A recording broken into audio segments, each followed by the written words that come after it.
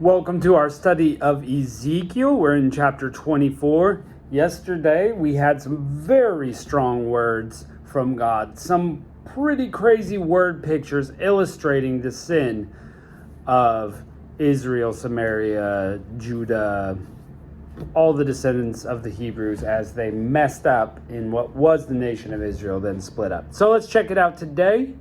What's God's message?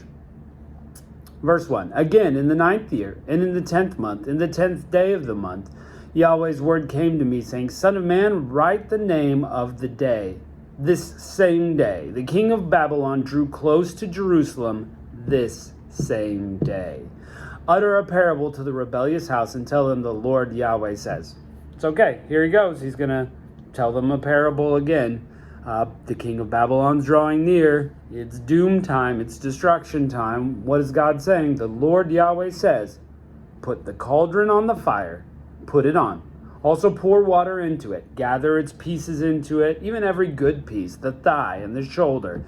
Fill it with choice bones. Take the choice of the flock and also the pile of wood for the bones under the cauldron.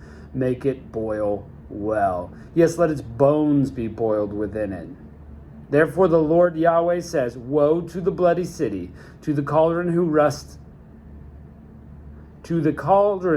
rust is in it, and whose rust has gone out of it. Take out of it piece after piece, without casting lots for it. So, perhaps Ezekiel gets out his cauldron and he sets it, he puts a fire under it, and he's doing all the things that God asks him to do. And of course, this is representative of the bloody city, which is Jerusalem. It's rusting out. It's not working as it should. So let's check this out.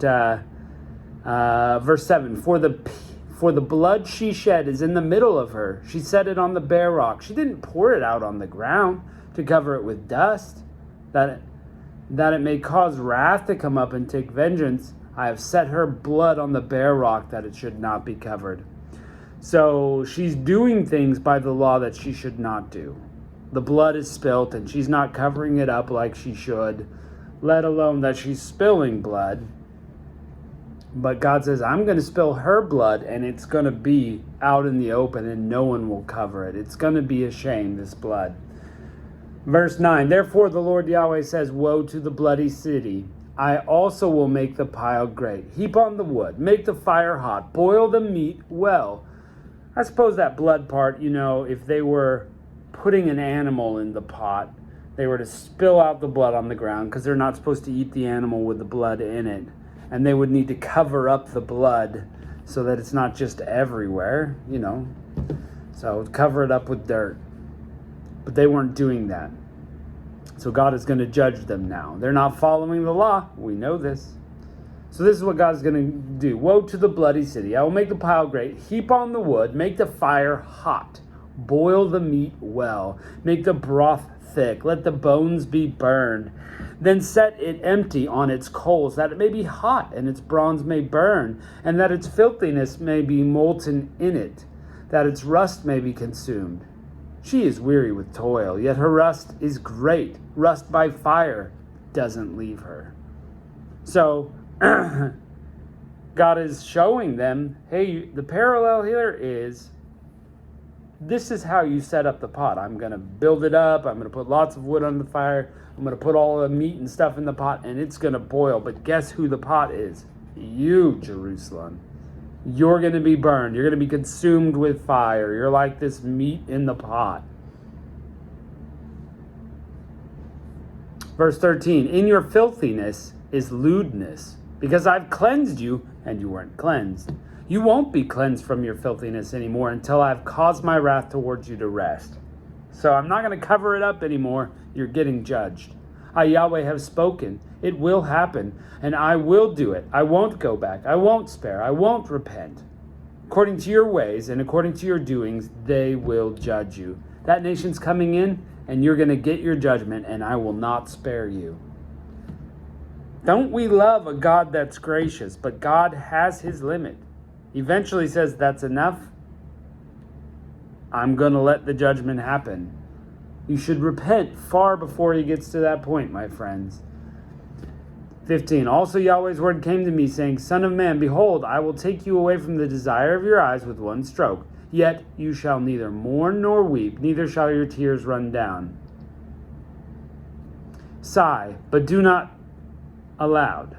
Sigh, but not aloud. Make no mourning for the dead. Bind your headdress on you. Put your sandals on your feet, but don't cover your lips, and don't eat mourner's bread. Oof. So I spoke to the people in the morning. At evening, my wife died.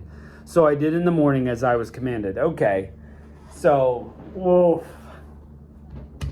It was rough to be a prophet. It was rough. They had to do all sorts of things. Isaiah had to walk naked and barefoot. I think it was Isaiah. He had to lay on his side for like 100 days and then lay on his other side for another 100 or 200.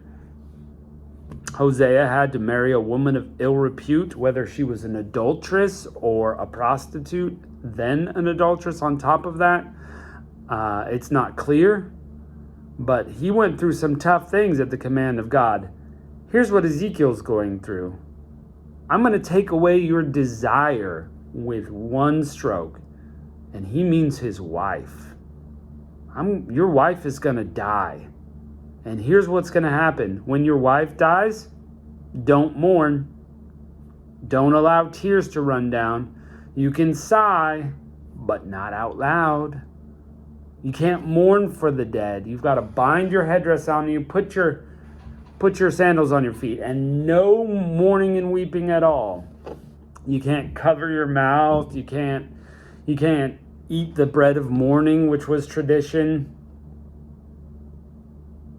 Tough. He lost his wife.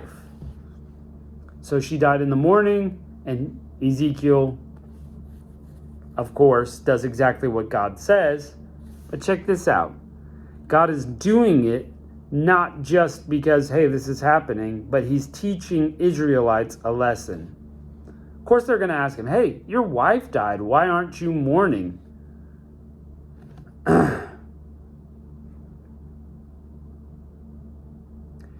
People ask me, why won't you tell us what these things mean, that you act like this? Then I said to them, Yahweh's word came to me, saying, speak to the house of Israel. The Lord Yahweh says, behold, I will profane my sanctuary, the pride of your power, the desire of your eyes, and that which your soul pities. And your sons and your daughters that you've left behind will fall by the sword. You will do as I have done.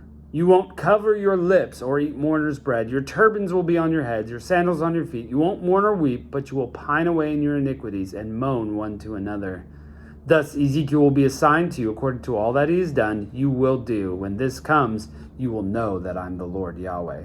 First of all, favorite phrase of Ezekiel, you will know that I'm the Lord Yahweh. There will be no doubt in your mind that God did this to you, because he's calling it right here.